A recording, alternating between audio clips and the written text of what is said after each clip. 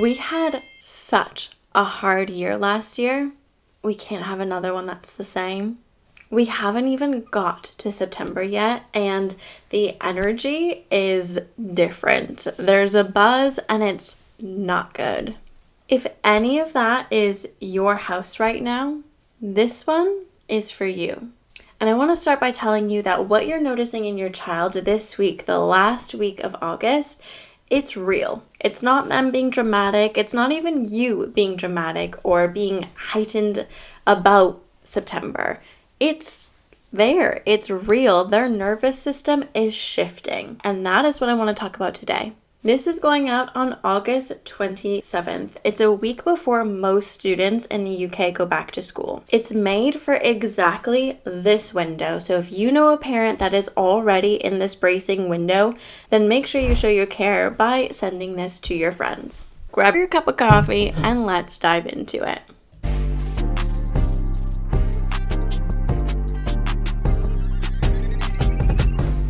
Okay, I'm going to say something once, and then we're going to get into how this actually looks in your home, how it shows up there. So the brain is not a reaction machine. It's actually better known as a predictive one. So Lisa Feldman Barrett, one of the most important emotion researchers in the world, she has spent years showing that the brain doesn't wait for things to happen before we react. Instead, her research shows us that the brain is constantly running simulations. It's pulling past information and current information in order to predict what the best outcome will be in the future. So right now, today, a week before back to school, your child's brain is not sitting in August mode. It's already predicting what is going to come in September. And the important thing to note here is that it is running every single past experience through that simulator in order to determine what September is going to look like. So if those Septembers were really difficult, the meltdowns, the tantrums, the I can't get to school, the mysterious belly aches at 6:30 in the morning that disappeared by 10 in the morning, your child's brain is already firing those predictions right now before anything has even happened. And that is the behavior that you're seeing. That's the weird vibe. That's the difference in attitude this last week. The sleep disrupting, the irritability about nothing, the quietness that feels loaded, the 9 p.m. wobble, the stomach ache that arrives on a Tuesday for no apparent reason. These are not attention seeking. Your child is not being dramatic. It's their nervous system doing its job. It is protecting against the prediction that they've created for September. That is feeling really scary already. And I want to take a second and introduce a phrase here because I want this to be a space where we use language effectively and honestly. So there was new research happening in 2025, and I appreciate we're 2026, but it's taken some time for it to really take hold. So in this podcast, we've talked a lot about EBSNA, emotional-based school non-attendance, or we would talk about it as school refusal. So the way that we want to frame things moving forward, and it's the way that you're going to start seeing your senkos, your head teachers, and other people talk about it as well, is not school refusal. However, we're going to look at it through the lens of I can't attend school. Because refusal gives a little bit of gray area as there's choice to the matter. But through all of this research, we're seeing that actually there is no choice. The child just cannot attend school at the time. So it might feel like a bit of a get out or a cop out, but honestly, it is the most important language because it reflects the child's honest position, and I want to make sure that we're using that language intentionally here. Okay, so let me split this into two pictures because the families who are watching this right now are in two very different positions. If your child is neurodiverse, anxious, or typically finds going to school difficult, but they are returning back to school in September, the last 2 weeks of August, you may be seeing a little bit more volatility than normal. more explosive reactions, sleep disturbance, upset bellies, less patience with the siblings, more demand avoidance. Your child, who seems to have had a pretty decent summer holiday, is now starting to come back with behaviors that we didn't see since term time. And the reason for this is because their tank is already running lower. Because when we are predicting the future, we are casting ourselves into the unknown, we are using more of our energy. There are researchers that talk about how when we expend energy, we need to pull from other sources. There was a really good podcast episode on the Diary of CEO. The researcher talked about how the process of graying hair is because energy is being drawn from different parts of the body in order to cope with the expenditure that is needed to participate in aging or in stressful scenarios. And the same is happening with your child. When we are future casting, we are putting more energy into the unknown space, creating these simulated predictions of what September is going to look like. And all of the energy that they have been restoring through the summer holiday, it's now being expended before we even get back to school. And what's difficult is that you may have noticed that there is not one utterance of the word school. And that's tricky because if we can't hear from our child that actually, yeah, they are worried, it feels uncomfortable bringing something up because we don't want to bring it up to cause a problem. But we also don't want to not bring it up and let them kind of stew by themselves. Like we've mentioned in the past, when we were talking about the GCSEs and knowing when your child is really struggling, even though they say, I'm fine, sometimes when there's a lack of communication, but there's a real sense of heaviness to the people around you, that is just as much of an indicator that their nervous system is dysregulated and needing a little bit of support. If your child is in a more fragile place, so last year was incredibly difficult. There was so many barriers that they had to overcome if they were able to overcome any of them. And as a family, you really felt the impact of school term time. If that's the case for your child now, and you're heading into September with genuine uncertainty of how it's going to go, August is often the cruelest month of all because the closer September comes, the more escalated their nervous system gets.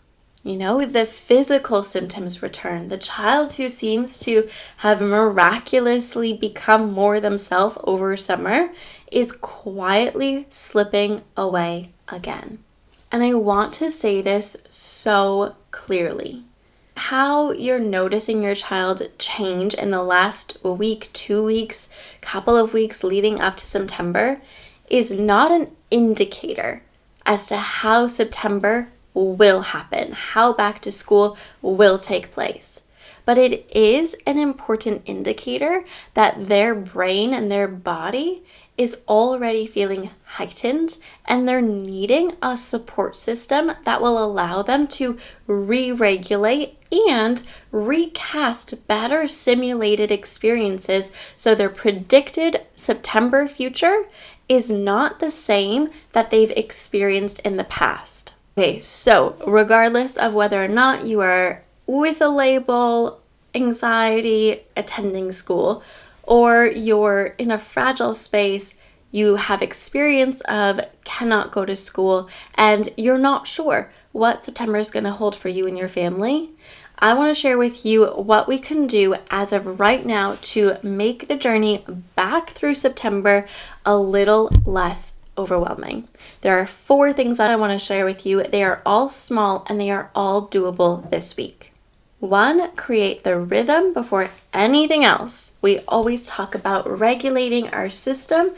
We need to make sure that we are creating some kind of flow that's gentle back to September before we hit them hard with the how you feeling about back to school conversation. We want to find a way that we can slowly check in with how they're feeling. So the person that I want to flag for us right now is Bruce Perry. He's the author of the book What Happened to You, and his work on trauma is something that I just keep going back to. He talks about how whenever there is a moment of uncertainty, there are 3 things that children need: rhythm, regulation, and relationships, in that order, which is why we are starting first with rhythm. If you watched the previous episode on how to mitigate the summer slide, you will recognize that rhythm is one of the most important blocks to embed within your child's routine to ensure that they have consistency throughout their summer to make going back into routine a little less frustrating, or there's a little bit less friction. So the same thing happens here. A rhythm is finding one thing, one anchor that you can maintain every single day. Whether it's the same wake up time, whether it's the same playlist, the same breakfast, the same book that they want to write in. It doesn't need to be big. A hot drink together, a bedtime story was really good. Something that basically tells their system, this is normal, this is safe, this is us. It's that connection that we're building with our child, something that they can rely on consistently and find ways to feel a little less flustered with the upcoming upheaval of emotions. 2, don't mention school. Not yet. This one feels counterintuitive because it's the question that comes up constantly, right? Are you ready for back to school? What are you looking forward to when you go back to school? How are you feeling about going back to school? What year are you going back to school in? This is the question that is off limits for a nervous system that is already primed for anticipation. Dr. Becky Kennedy, she is the parenting voice that I'm sure you are hearing the most about right now, and rightly so. She talks about connection being the cheat code. Not connection about school, but just connection. Normal things, normal topics, things that they're interested in, just spending time together, not necessarily getting ready for that back to school vibe.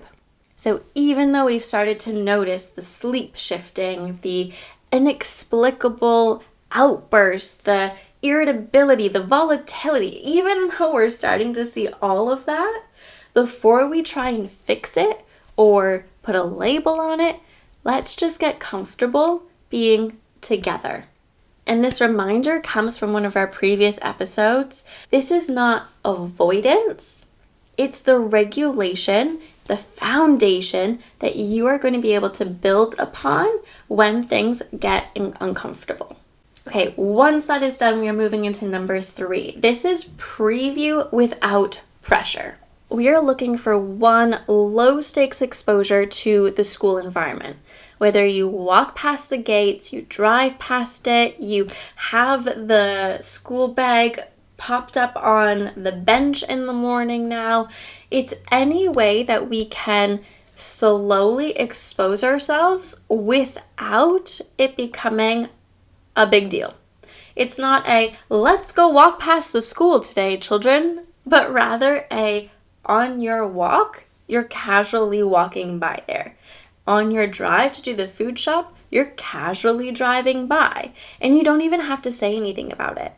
This one sounds a little bit weird, but I've shared in a previous video, there was a boy named Theo, and after every single holiday, he was absolutely explosive, and his parents just couldn't figure out why, because it was the same, whether it was October half term, or back to school in January, or after spring half term. It didn't matter. His reaction was always consistent, explosive, and it took a really long time for him to get back into some kind of regulated state. When his mom contacted me, she said it's like he's allergic to school. But when we mapped it, he wasn't allergic at all. He was just under-rehearsed, under-prepared. So we built a pre-return ritual, and that's what we're talking about. One walk to school, pre-term beginning, knowing what playlists you want to listen to when you walk to school the first couple of weeks, kind of starting to embed the routine of what September starts going to look like, start bringing it in a little bit earlier. There's no pressure added to it. We're just kind of grabbing what the structure will be in September, and we're slowly integrating it into these last weeks. And of course, we've got one mantra. It is, we are not rushing, we are rehearsing. So some students or some parents might go, well, they don't have very much time off, and why am I taking away part of their August break to get them ready for school by making them like wake up early and have the same routine, and like that's not nice. It takes away their summer. And I want to ensure that we know that the framework that we're working with is that we're not rushing them back into school. What we're doing is we are preparing them for when that actually happens, so that September, week 1, week 2, week 3, it's not a big battlefield for the entire family, because all of a sudden it goes summertime, term time. We don't want that. We want a little bit more of a gradual approach. Now, if your child is in an even more fragile place right now and walking past school feels like an absolute no, then let's shrink our threshold. Is there a way that we can mention the school's name? Or is there a photo that we could look at? While looking at the photo, can we pick out one thing about the building that they like? It doesn't even have to be school environment, but just the building. Is there like a window that they really enjoy because it has perfect sunlight beaming in? Stuff like that. We're just trying to reach one rung, wherever that ladder may be for them. And number 4, it is your nervous system first. This one is for you. Andrew Huberman talks about the physiological sigh, and I think it might be the quickest way that we can reset the nervous system. So I want to acknowledge that you are going to have your own feelings towards September, whether you are dragging your feet because you know how chaotic that time gets, or you have like a bowling ball in the pit of your stomach because you have no idea what it's going to look like and you're already dreading it because last year wasn't good and you don't want to repeat. It doesn't matter where you are right now. The quickest way that we can support your child is to regulate yourself. So one of the ways I want to encourage you to do that is by leaning in to that physiological sigh. It's 2 inhales, so you inflate your lungs, top up one more, and then a really nice slow exhale. Doing that 3 or 4 times before you enter the room with your child, before you get in the car to drive past the school, before you pop the school bag on the bench in the morning. Anything that you know is going to be a little bit tricky even for yourself, that is your anchor. That's where you start. Big in breath.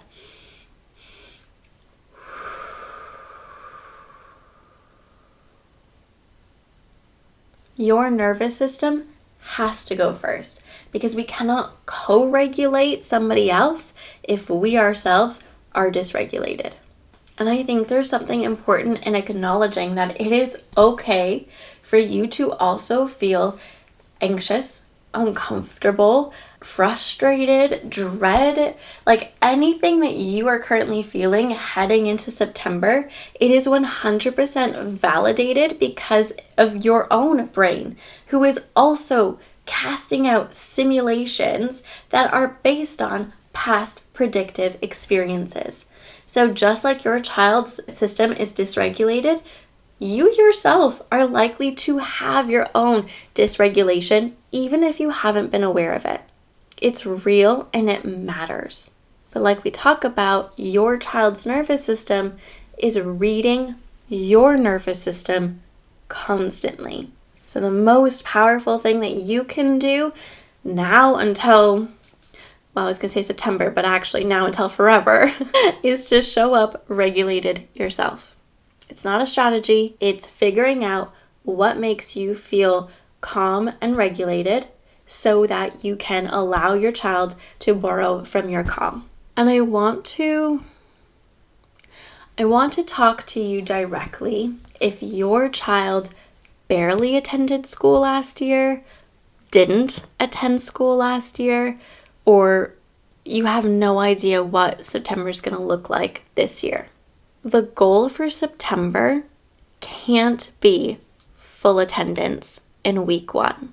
And I know this might get me in trouble with a lot of schools and a lot of people who are pushing 100% attendance. But the reality is, if your child is already casting simulations that September is going to be difficult, they're already dysregulated. We can't expect them to hit 100% already in that state.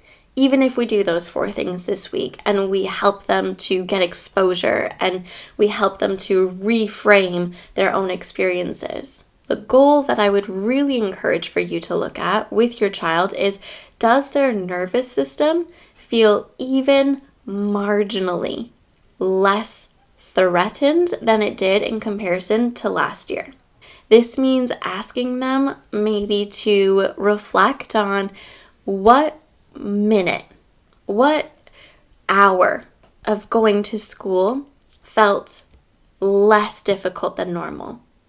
Whether it was their 10-minute break, or it was that they walked into school and their heart was pounding, but they were still able to do it. Or it was the fact that they were able to go, even if they couldn't stay the full day, it was really good because they were able to go and get into class. We need to continue to build the positive association between the education space and their emotional regulation, how they're experiencing things. And we do that with one rung at a time. We would never throw them up at the top of the ladder. It's just not going to work.